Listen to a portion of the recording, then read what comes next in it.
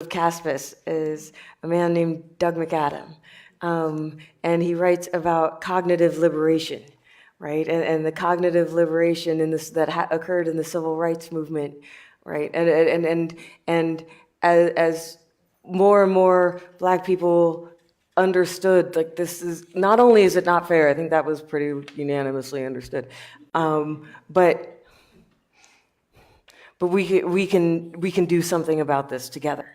And I think that with Me Too, that's what we're seeing, right? That it's this cognitive liberation of sexual assault survivors who are saying, like, the hardest part of this whole dynamic is that you're made to feel alone. You're isolated. You think that you can't tell anybody. But when women and when survivors more broadly start comparing notes, right? That's when there's the light bulb goes off. Of this has been happening to everybody, and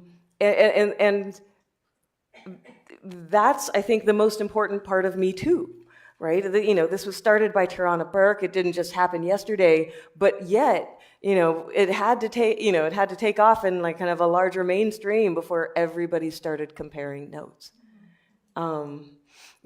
Catherine McKinnon in a recent article in, I believe, the New York Times last week, talked about how, on average, it would take 3 or 4 women to come forward before a perpetrator would be held accountable for his actions.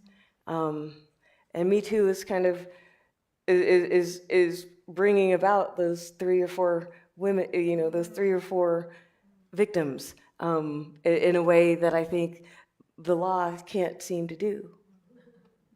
So